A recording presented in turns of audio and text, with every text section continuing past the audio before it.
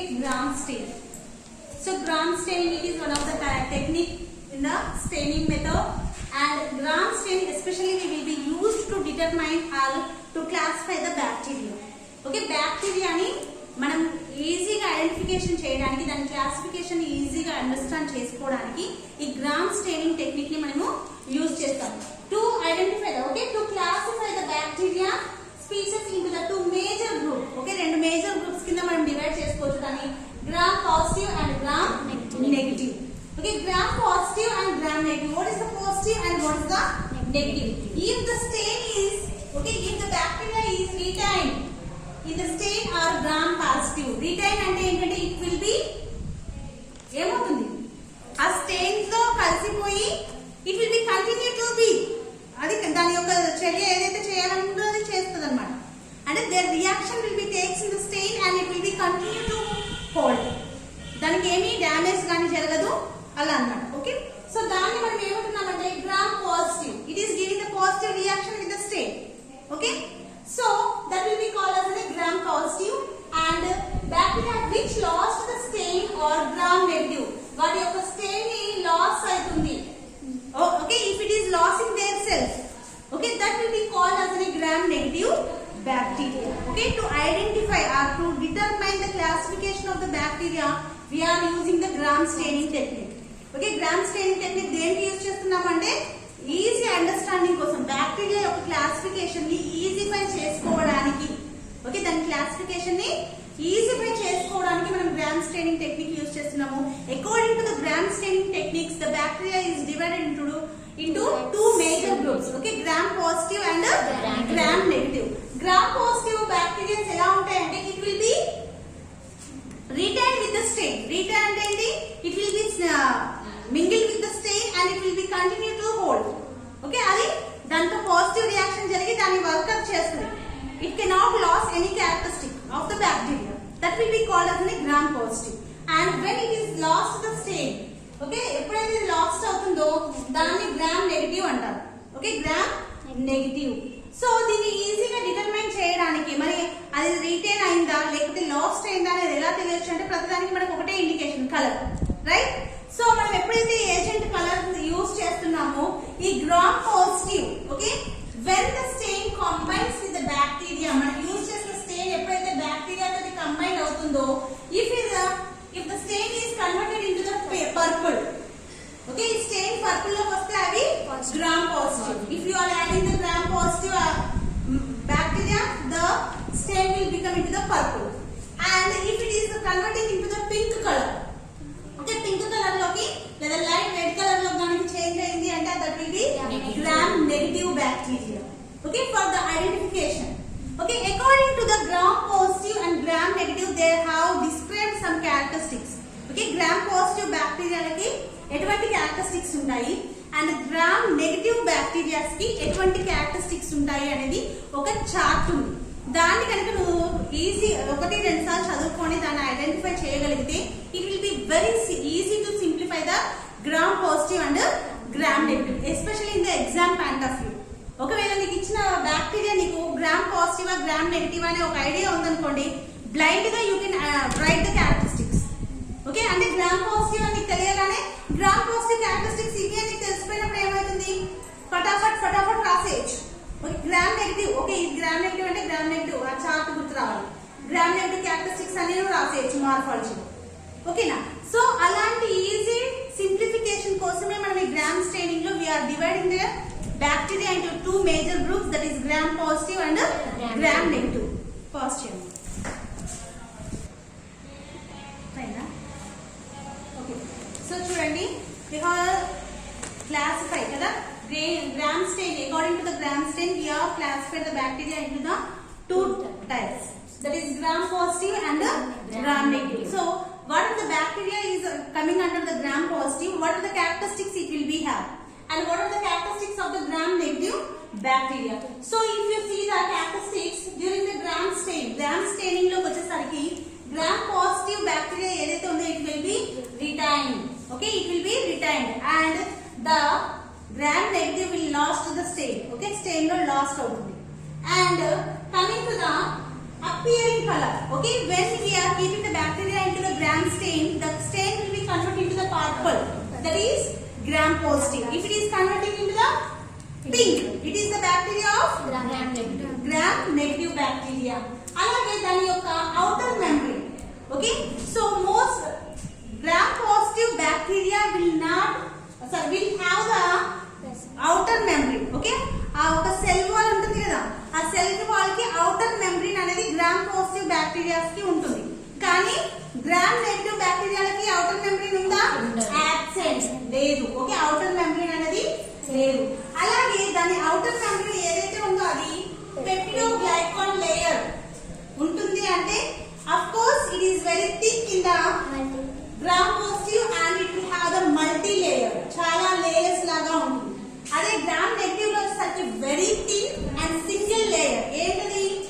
Peptidoglycan layer. Okay, peptide తోటి తయారైనటువంటి layer అనేది గ్రామ్ పాజిటివ్ లో వచ్చేసరికి చాలా లేయర్స్ లాగా ఉండి చాలా థిక్ గా ఉంటుంది. అదే గ్రామ్ నెగటివ్ లో మాత్రం very thin layers might be absent. Okay, and very single layer, thin and single layer. And periplasmic space అంటే ఏంటి? మధ్యలో ఉండే గ్యాప్. ఓకే, ప్లాస్మా మెంబ్రేన్ ఉంటుంది కదా, ఇక్కడ ఇది లేయర్స్ లాగా ఉంది. ఓకే, ఇక్కడేమో సింగిల్ లేయర్ ఉంది. దీంట్లో ప్లాస్మిక్ స్పేస్ అనేది అబ్సెంట్ ఉంటుంది, అందుకే ఇది థిక్ గా ఉంది కదా. ఓకే, అబ్సెంట్ ఉంది. ఇక్కడ పెరిప్లాస్మిక్ స్పేస్ అనేది ఉంటుంది. వాటికి స్పేస్ అనేది అంటే ఆ మధ్యలో లిక్విడ్ ఫార్మేషన్ అనేది ఉంది, ఆ స్పేస్ కనిపిస్తుంది. ఓకే, నెక్స్ట్ కమింగ్ టు దీని యొక్క సెల్ వాల్ వచ్చేసరికి ఎంత థిక్నెస్ ఉంటుంది? 20 to 80 nanometres. Already cell wall ఇక్కడ చెప్పుకున్నాం కదా, ప్రెసెంట్ ఉంది, అవుటర్ మెంబ్రేన్ కూడా ఉంది. కాబట్టి ఇదేంటి 20 to 80 నానోమీటర్స్ ఉంటుంది. అలాగే ఇది వెరీ స్మూత్, అవుటర్ అంతా కూడా వెరీ స్మూత్ గా ఉంటుంది. ఇది వచ్చేసరికి only 5 to 10 nanometres. Okay, outer membrane యొక్క థిక్నెస్ ఎంత అంటే 5 to 10 nanometres. And the waves లాగా అంటే గర్కులుగా ఉంటుంది. ఆ సెల్ వాల్ కూడా ఎలా ఉంటుంది? స్మూత్ గా ఉండదు, వేవ్స్ లాగా గర్కులుగా ఉంటుంది. ఓకే, అండ్ సెల్ వాల్ ఏం కలిగి ఉంటుంది అంటే ఇందులో నాన్ లైపోపాలిసాకరైడ్స్. ఓకే, నాన్ లైపోపాలిసాకరైడ్స్ అంటే నాన్ అంటేనే ఇక్కడ అర్థం ఏంటి? ఉండదు. పాలిసాకరైడ్స్ ఇందులో లేవు. దేంట్లో? Gram positive. దీంట్లో హై పాలిసాకరైడ్స్ ఉన్నాయి. లైపో అంటే ఫ్యాట్ కంటెంట్ కదా, ఎక్కువ ఫ్యాట్ ని కలిగినటువంటి పాలిసాకరైడ్స్ దేంట్లో ఉన్నాయి? గ్రామ్ నెగటివ్ బ్యాక్టీరియాలో ఉంది.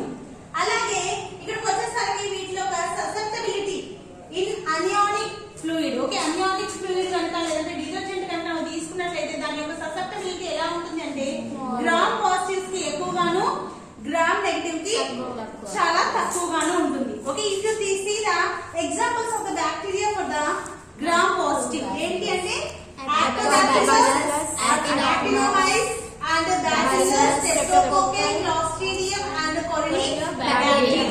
These are the gram positive bacteria. So గుట్టిగా చేయాల్సింది ఏంటి అంటే ఈ పేరు ఎక్కడైనా కనిపించింది అంటే క్యారెక్టరిస్టిక్స్ ఏముంటాయి? సెల్ మెంబ్రేన్ ఉంటుంది. ఓకే, వాటి యొక్క థిక్నెస్, సెల్ వాల్ యొక్క థిక్నెస్ వచ్చేసరికి 20 to 80 ఉంటుంది, వెరీ స్మూత్ గా ఉంటుంది. అండ్ ద స్టెయిన్ రీటైన్డ్ గా ఉంటుంది అండ్ పర్పుల్ కలర్ గా ఉంటుంది. అవునా? అండ్ పెరిప్లాస్మిక్ స్పేసెస్ ఉండదు. ఇది గుడ్డిగా నువ్వు రాసేయగలగాలి. ఈ పేరు వినిపించినా లేదంటే ఇది గ్రామ్ పాజిటివ్ అని వచ్చినా కానీ గుడ్డిగా ఈ క్యారెక్టరిస్టిక్స్ రాసా అంటే మార్ఫాలజీ వచ్చేసినట్టే 2 marks, right? So next coming to the examples for the gram negative are the Acinetobacter and Chlamydia and Borrelia and Bordetella and Enterobacteria.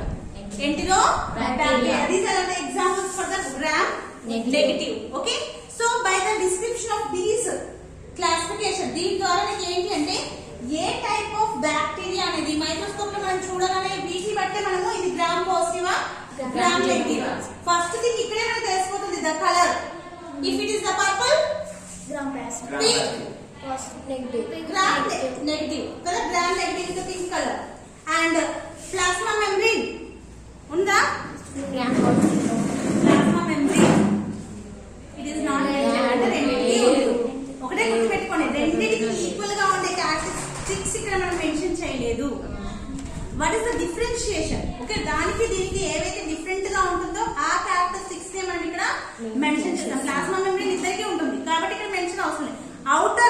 Gram positive కి ఉంది, గ్రామ్ నెగటివ్ కి లేదు. పెరి స్పేస్ కదా, పెరిప్లాస్మిక్ space వచ్చేసరికి gram positive కి లేదు and gram negative కి ఉంటుంది. And thickness of the wall, gram positive is very thick 20 to 80 nanometers and smooth. Of course, gram negative 5 to 10 nanometers. Very thin layer. Okay, see, when you are comparing with the gram positive, it is very thin and it is wavy. Okay, wavy laga untundi. Okay, these are the characteristics you should be remember in your mind, and blindly you can write the morphology of the bacteria when you identify the either gram positive or gram negative. Okay, fast. So, coming to the cultural characteristics and lab diagnosis of the Staphylococcus. Okay, Staphylococcus yokka dani yokka cultural characteristics enti and dani lab lo ela diagnose chestam. Okay, so coming to the Staphylococcus. Okay, Staphylococcus is the gram negative, gram positive bacteria. It is the group of gram positive and ఇది ఎలా ఉంటుంది, grape like clusters. Clusters అంటే తెలుసు కదా, గుంపులుగా ఇలా group గా grape like clusters లాగా ఉంటుంది. ఓకే, స్టెఫైలోకోకస్ యొక్క స్ట్రక్చర్ ఏంటి అంటే grape like clusters and it is the gram positive bacteria. Okay, these cause ఈ బ్యాక్టీరియా వల్ల మనకి వచ్చేది ఏంటి అంటే pyogenic infections. Okay, pyogenic, pyo means pus formation కలిగేటటువంటి, యాక్సెస్ అంటే పస్ కలిగినటువంటి గడ్డలు అంటారు కదా, అలాంటి వాటిని మనం యాక్సెస్ అంటారు. ఓకే, అలా పస్ ని కలగజేసేటటువంటి ఇన్ఫెక్షన్స్ ని ఇది కలిగిస్తుంది. ఏది, staphylococcus. It can cause the pyogenic infections like abscess. Okay, సీము గడ్డలు లాంటి వాటిని కలిగించగలుగుతుంది. And mostly it will give the secondary infections. Secondary and what is the primary? Primary అంటే directly it is giving the illness to the our body. Secondary means అంటే already ఒకటి ఉండి దాన్ని ఇంత పెద్దగా చేయడం. For example, if there is any post operative wound, already surgery ఉన్న వాళ్ళు ఎవరైనా ఉన్నారనుకోండి, ఆ వూండ్ ఉంటుంది కదా, ఆ వూండ్ కు సీమ్ కలగడం, దట్ ఈస్ కాల్డ్ యాజ్ అనేది సెకండరీ. ఫస్ట్ ఆల్రెడీ వాళ్ళకి ఒక సర్జరీ అయింది, అక్కడ వూండ్ అయింది, దానికి ఇన్ఫెక్షన్ వస్తుంది కాబట్టి సెకండరీ ఇన్ఫెక్షన్ అంటున్నాం. ఏది లేకుండా హెల్దీగా ఉన్న వాళ్ళకి ఫస్ట్ ఇన్ఫెక్షన్ దీని వల్లనే వస్తుందని ప్రైమరీ ఇన్ఫెక్షన్స్ అంటారు. ఇక్కడ secondary infections mostly it will cause the secondary infections like post operative wounds and burns. కాలిన చర్మానికి తొందరగా ఇన్ఫెక్షన్స్ వస్తాయి. ఓకేనా, due to staphylococcus. Okay, staphylococcus ఏం చేయగలుగుతుందంటే especially it will be give the pyogenic అంటే పస్ ఫార్మేషన్ కలిగినటువంటి ఇన్ఫెక్షన్స్ ని కలిగిస్తుంది లైక్ యాబ్సెస్. అండ్ ఎక్కువగా ఇది ఎలా వస్తుంది అంటే ప్రైమరీ కాజ్ కంటే కూడా secondary infection. Okay, secondary infection గానే ఇది ఎక్కువగా వస్తుంది. అండ్ దీని క్లాసిఫికేషన్ చూసుకుంటే according to the coagulation factor. Coagulation అంటే తెలుసు కదా మీకు, బ్లడ్ కోయాగులేషన్ గడ్డ కట్టించడం. ఓకే, దాని తత్వం మీద ఆధారపడి it is divided into 2 types. Okay, according to the based on the characteristic of the coagulation. దాని కోయాగులేషన్ క్యారెక్టరిస్టిక్స్ ని మనము కన్సిడర్ చేస్తే it will B divided into 2 groups. అది staff ఆరస్ and staph epidermis. Okay, staph aureus is the pathogenic. ఇక్కడ commensal and వచ్చింది చూడండి, ఇది మనం మర్చిపోయాం కదా. Commensal over the surface of the skin. Most of the Staphylococcus are the commensals. What do you mean by commensals? It cannot give any diseases or not harmful to the skin. మనకి జబ్బును కలిగించకుండా మనలో ఉండి మనకి help చేసే వాటిని కమెన్సల్స్. ఇది నేను చెప్పినాను మీకు, ఎక్కడో వచ్చింది క్లాస్. మన బ్యాక్టీరియాలో నార్మల్ ఫ్లోరాలో వచ్చింది. నార్మల్ ఫ్లోరాలో some of the commensals and some of the pathogenic అని మనం చెప్పుకున్నాం. మన బాడీలో ఆల్మోస్ట్ కొన్ని బ్యాక్టీరియాస్ ఎప్పుడూ ఉంటాయి, దాంట్లో కొన్ని మనకి ఉపయోగపడే వాటిని కమెన్సల్స్ అంటారు. అండ్ ఏవైతే మనకి డిసీజెస్ ని కలగచేస్తాయో వాటిని పాథోజెనిక్ అంటారు. So most of the staphylococcus are the commensals. అంటే మన బాడీలో ఉన్నప్పటికీ అవి మనకి ఎటువంటి హార్మ్ ని కలగ చేయవు. ఎక్కడ ఎస్పెషల్ ఎక్కువగా సర్ఫేస్ ఆఫ్ ద స్కిన్. కానీ ఎప్పుడు మనకి అవి ఇన్ఫెక్షన్ కలగజేస్తాయి, సెకండరీ ఇన్ఫెక్షన్స్ లో. So if already they are suffering from some of the wounds that might be causes to the abscess formation, pyogenic. Okay pus formations లాగా infection కలిగిస్తుంది. Okay next classification according to coagulation ఏంటివి రెండు process staph aureus and staph epidermis. So staph aureus are the pathogenic. ఇక్కడ pathogenic అంటే అక్కడ కమెన్సల్స్ గుర్తుకొచ్చింది. Pathogenic అంటే ఏంటి ఇప్పుడు which can cause the diseases or infections. Okay మనకి ఇన్ఫెక్షన్స్ ని కలగజేసే వాటిని పాథోజెనిక్ అంటారు. సో ఈ దీంట్లో కూడా ఈ కోయాగులేషన్స్ లో ఈ staph aureus are the pathogenic group అంటే which can cause the coagulation. Okay మన బాడీలో కోయాగులేషన్ పాజిటివ్ ని కలిగించేవి ఎవరు అంటే స్టాఫ్ ఆరెస్. అదే staph epidermis are the non pathogenic means it cannot give any harm to the body and they are coagulase negative. coagulation అనేది జరపదు. Okay negative. So here we cannot discuss about the staph epidermis because it is not pathogenic. మనకి ఎటువంటి harm కలిగించవు కాబట్టి వీటి గురించి discussion లేదు ఇక్కడ. So ఇక్కడ చూడండి స్టాఫ్ ఆరెస్ ద మార్ఫాలజీ. దాని మార్ఫాలజీ ఎలా ఉంటుంది అంటే spherical కోకై.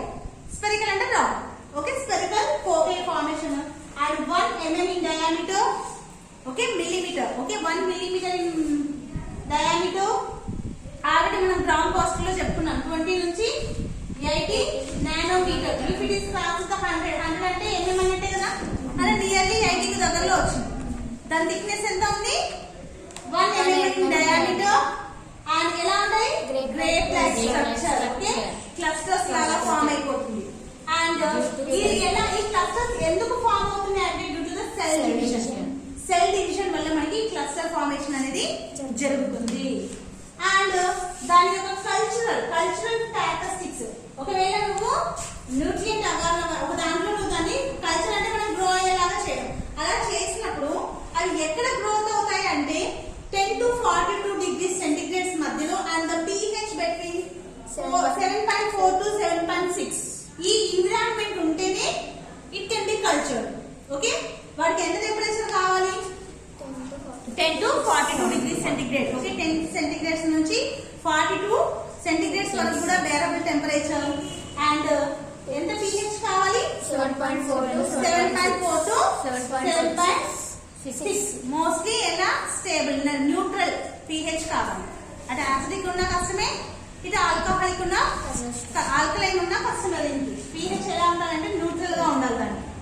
Okay next coming to the nutrient agar. If you are taking the nutrient agar లో మనకి గ్రామ్ పాజిటివ్ అయిన స్టెఫైలోకోకస్ ని నువ్వు తీసుకున్నట్లయితే 24 hours ఇంక్యుబేషన్ లో పెట్టినాక అది ఎలా ఉంటుందంట దీని యొక్క కాలనీస్ అనేవి లార్జ్ గా ఉంటాయి. కాలనీస్ అంటే తెలుసు కదా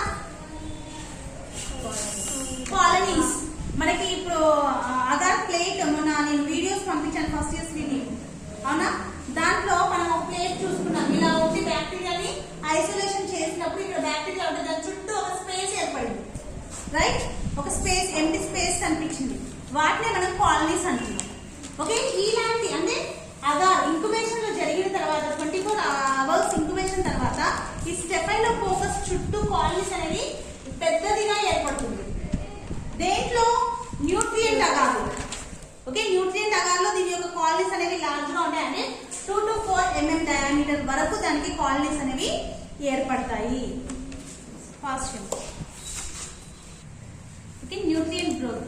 if the staphylococcus is being in the nutrient growth లో అయితే అది ఎలా ఉంటుంది అంటే when the culture is inactivated it shows the turbidity. Turbidity అంటే ఏంటంటే it will be forms like a coagulant cloud formation లాగా వస్తుంది. ఓకే దేంట్లో అది nutrient growth. Okay nutrient growth లో ఇది ఎట్లా ఫామ్ అవుతుంది అంటే if it is a test tube దీని లోపల అంతా ఒక క్లౌడ్ లాగా ఫామ్ అవుతుంది. క్లౌడ్ అంటే తెలుసు మేఘం లాగా ఒక white and light white okay half white colouration లో ఒక కోయాగులేషన్ లాగా ఫామ్ అవుతుంది. ఓకే అదే ముకోనిక్ మీడియం. ఓకే ముకోనిక్ మీడియం కనుక తీసుకున్నట్లయితే దాంట్లో వచ్చేసరికి ఇది పింక్ కలర్ లోకి మారుతుంది అండ్ స్మాల్ కాలనీస్ ఏర్పడతాయి. ఓకే ఇందాక న్యూట్రియంట్ అగార్లో ఏమైంది మనకి లార్జ్ కాలనీస్ ఏర్పడతాయి.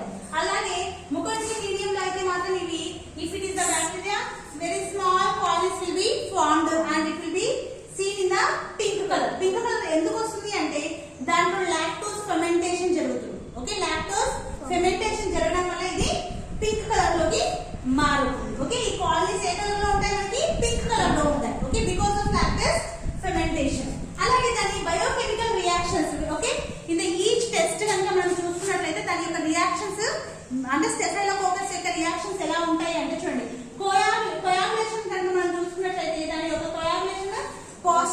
అది కూడా B haemolytic. Okay, B type of haemolytic. Haemolytic అంటే ఏంటంటే హీమ్ అంటే బ్లడ్ ని కోయాగులేట్ చేయడం, దాని డిస్ట్రక్షన్, దాని యొక్క బాండింగ్ ఏదైతే ఉందో ఆర్బిసి బాండింగ్ ఉంటుంది కదా, దాన్ని డిస్ట్రక్షన్ చేస్తుంది. అది కూడా బి టైప్ ఆఫ్ హీమోలైటిక్. అలాగే లిక్విఫై ద గెలాక్టిన్. గెలాక్టిన్ ని లిక్విఫై చేస్తుంది. ఓకే, లిక్విడ్ ఫామ్ లోకి. గెలాక్టిన్ అంటే ఏంటి? It is nothing but sugar. Sugar water form లోకి మారడం లాగా. Okay, galactin. అలాగే ఫెర్మెంట్ ద మానిటాల్. మానిటాల్ ని ఫెర్మెంటేషన్ చేస్తుంది, అంటే క్లౌడ్ లాగా ఫామ్ చేయగలుగుతుంది. అలాగే produce the phosphite. Okay, phosphite reactions లో ఇది ఫాస్ఫైట్ ని ప్రొడ్యూస్ చేస్తుంది. అలాగే హైడ్రోలైసిస్ యూరియా. ఓకే, ఇందాక మనం హైడ్రోలైసిస్ యూరియా చూసుకున్నాం కదా, దాంట్లో urea will be converted into the ammonia. Okay, next reduce the nitrates into the nitrates. Okay, nitrate ని నైట్రేట్ కింద మార్చుతుంది. ఓకే, తగ్గిస్తుంది అన్నమాట. అలాగే ఎంఆర్పిపి. ఎంఆర్ అంటే ఏంటంటే methyl red test and V అంటే విపి అంటేనేమో Voges Proskauer. Okay, Proskauer test. దీంట్లో ఏమవుతుంది అంటే it will be converted to the positive, కానీ కొన్నిసార్లు మాత్రం it will be indoor into the negative. కొన్నిసార్లు నెగటివ్ గా కూడా చూపించవచ్చు. ఓకే, దాని యొక్క reaction. Next coming to the resistant. దీని యొక్క రెసిస్టెంట్ ఎలా ఉంటుంది? స్టెఫైలోకోకస్ యొక్క రెసిస్టెంట్ ఎలా ఉంటుందంటే it will be more resistant among the non sporing bacteria. Okay, non sporing అంటే స్పోర్స్ అంటే గ్రుడ్లు, అలా గ్రుడ్లు పెట్టలేనటువంటి బ్యాక్టీరియాస్ లలో వీటి యొక్క రెసిస్టెంట్ ఎలా ఉంటుందంటే చాలా ఎక్కువగా ఉంటుంది. Okay, next they have been isolated from the dried pus after 2 to 3 months. Okay, pus వెండిపోయిన తర్వాత దాంట్లో నుంచి మనం సపరేట్ ఎప్పుడు చేయగలుగుతామంటే 2 to 3 months తర్వాత. And thermal death point in 62 degrees centigrade for 30 minutes. దాని థర్మల్ అనే దాన్ని చనిపోయడం. ఓకే, థర్మల్ అంటే టెంపరేచర్. డెత్ పాయింట్ అంటే అది ఎంత టెంపరేచర్ దగ్గర అది చనిపోతుంది అంటే 62 degrees centigrade. అది కూడా ఎంతసేపు ఉంచమంటున్నారు? 30 minutes. అంటే దీని రెసిస్టెంట్ పవర్ ఎంత ఉంది అంటే 62 degrees centigrade వరకు ఇది బేర్ చేయగలుగుతుంది. 62 degrees కూడా ఎప్పుడు అది డెత్ అవుతుంది? కాన్స్టాంట్ గా ఇంత డిగ్రీ సెంటిగ్రేడ్ అనేది 30 minutes వరకు దానికి ప్రొడ్యూస్ చేస్తేనే that will be die. Okay, దాని యొక్క రెసిస్టెంట్ ఎస్పెషల్లీ నాన్ స్పోరస్ లో ఎక్కువగా ఉంటుంది. అండ్ డ్రై అయినటువంటి పర్స్ లోకి వెళ్ళి మనం దాన్ని తీసుకుంటే అది 2 to 3 months వరకు లైవ్ గానే ఉంటుంది. సెకండ్, ఎంత టెంపరేచర్ దగ్గర అది చంపగలుగుతాం దాన్ని అంటే 62 degrees centigrade. అది కూడా ఎంతసేపు ఉండాలంట? 30 minutes వరకు. And resistant 1% phenol for 15 minutes. Okay, phenyl తో మనం దాన్ని డిస్ట్రక్షన్ చేయాలి అంటే 1% ఫినాయిల్ లో అయితే 15 minutes వరకు అది ఉంటే డెత్ అవుతుంది. అంటే 15 minutes వరకు కూడా ఇట్ విల్ బి అలైవ్, అంటే దాని యొక్క రెసిస్టెంట్ అంట.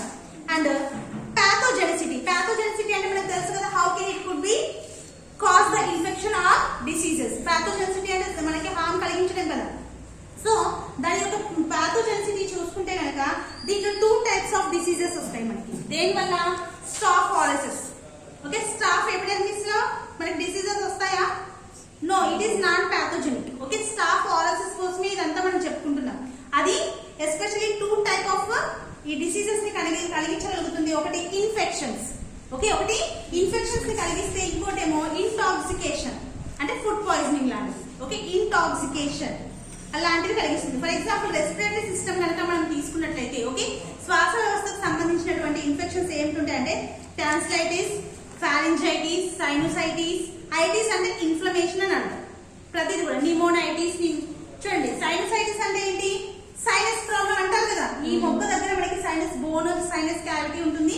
దాంట్లో ఇన్ఫెక్షన్ రావడం వల్ల వాళ్ళకి ఊగా చూడండి చీమిడి వస్తూ ఉంటుంది, ప్రతి చిన్నదానికి జలుబు అవుతూ ఉంటుంది. Okay, sinusitis infection to the sinus bone. అలాగే tonsillitis infection of the tonsils. Okay, tonsils కి ఇన్ఫెక్షన్ కలిగించడం. అలాగే ఫారింజైటిస్. ఫారింగ్స్ అంటే ఎక్కడ ఉంది? Nasopharynx, oropharynx, pharynx. ఇక్కడ గొట్టం ఉంది కదా, ఈ ఫారింగ్స్ కి సంబంధించినటువంటి ఇన్ఫెక్షన్స్ ని కలిగిస్తుంది. అలాగే నిమోనియా. నిమోనియా అంటే లంగ్స్ కి సంబంధించి, లంగ్స్ కి పస్ ఫార్మేషన్ రావడం. ఓకే, ఓటైటిస్ చెవుకి సంబంధించి ఇన్ఫెక్షన్స్ రావడం, చెవులో పస్ ఫార్మేషన్ వస్తుంది కదా అలాగా. అలాగే బ్రాంకో నిమోనియా. బ్రాంకో నిమోనియా అంటే ఏంటి?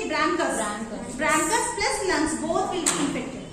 అలాగే లెగ్ యాబ్సెస్. ఓకే, కాలికి చీమగడ్డలు లాంటివి కావడం. నెక్స్ట్ సెంట్రల్ నర్వస్ సిస్టమ్ కి వచ్చేసరికి, ఓకే, సెంట్రల్ నర్వస్ సిస్టమ్ కి వచ్చేసరికి స్టెఫైలోకోకస్ ఎటువంటి డిసీజెస్ ని కలిగించగలుగుతుంది అంటే యాబ్సెస్. యాబ్సెస్ అంటే చెప్పాను కదా, చీమగడ్డలు లాంటివి, పస్ ఫార్మేషన్స్.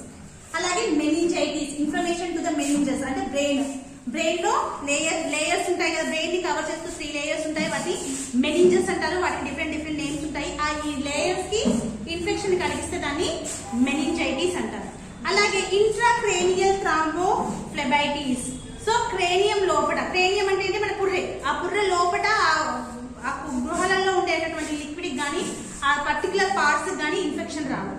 ఓకే, నెక్స్ట్ ఎండోవాస్కులర్ అంటే వాస్కులర్ కి బయట అంటే రక్తనాళాలకి వెలుపలగా. ఎండో అంటే ఇన్సైడ్, ఎక్సో అంటే outer side. Okay, endovascular inside of the vessels.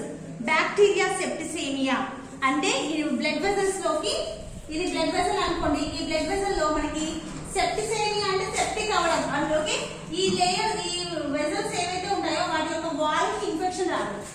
Okay, ఆ వాల్స్ కి ఇన్ఫెక్షన్స్ రావడం, దాన్ని సెప్టిసేమియా అంటారు. అండ్ యూరినరీ సిస్టమ్ లోకి వచ్చేసరికి cephalococcus uncommonly in urinary tract, even low count of colonies can cause the diseases. urinary tract లో very less, చాలా తక్కువగా ఇది ఇన్ఫెక్షన్స్ ని కలిగిస్తుంది, కానీ sometimes it might be. Okay, కొన్నిసార్లు కలిగించవచ్చు. అండ్ ల్యాబ్ డయాగ్నోసిస్ నువ్వు ఎలా చేస్తావు? Specimens to be collected depending upon the type of the lesion. Like అంటే మనకి దేనికి ఇన్ఫెక్షన్ వచ్చింది అనే దాన్ని బట్టి ఆధారపడి మనం తీసుకునే స్పెసిమెన్ ఉంటుంది. ఫర్ ఎగ్జాంపుల్ యాక్సెస్ అనుకోండి, దాంట్లోని పస్ తీసుకుంటాం. ఇప్పుడు మెనింజెస్ అనుకోండి, అప్పుడు ఏం చేస్తావు? మెనింజెస్ అంటే లేయర్స్ ఆఫ్ ద బ్రెయిన్ అని చెప్పాం. మన బ్రెయిన్ కి డైరెక్ట్ మనం ఇన్ఫ్యూజ్ చేయలేము కదా లిక్విడ్.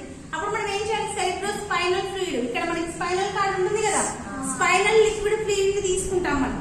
అంటే according to the type of the infection, type of the area of the infection ని బట్టి కలెక్షన్ ఆఫ్ స్పెసిమెన్ అనేది డిపెండ్ అయి ఉంటుంది. ఇప్పుడు నిమోనియా అనుకోండి, మనము వీ కెన్ టేక్ ద ఫారెన్షియల్ స్పేస్, లేదంటే లిక్విడ్ అయినా తీసుకోవచ్చు, మనం ఆస్పిరేట్ చేయొచ్చు, అట్లా అన్నమాట. Okay, the case of food poisoning, ఒకవేళ ఫుడ్ పాయిజనింగ్ కనుక అయితే మాత్రము ఆ food suspected to be collected. దేని వల్ల అయితే వాళ్ళకి ఫుడ్ పాయిజనింగ్ అయిందని అనుకుంటున్నామో ఆ ఫుడ్ ని కలెక్ట్ చేసి దాన్ని ఎగ్జామినేషన్ చేయడం ద్వారా మనకి టైప్ ఆఫ్ బ్యాక్టీరియా ఏంటి అనేది తెలుసుకోవచ్చు. అలాగే direct microscopic with gram stain smear, other tests like plasmodium profile, DNA fingerprinting, PCR based analyze and genetic pleomorphism. అంటే దాన్ని బట్టి మనకు వచ్చే ఎగ్జామ్స్ ని బట్టి దాన్ని మైక్రోస్కోప్ కింద చూడాలా లేకపోతే ఇంకా వేరే లాబొరేటరీ ఎగ్జామినేషన్స్ చేయాలా అనే దాన్ని మనం డిసైడ్ చేస్తాం. Okay, stop.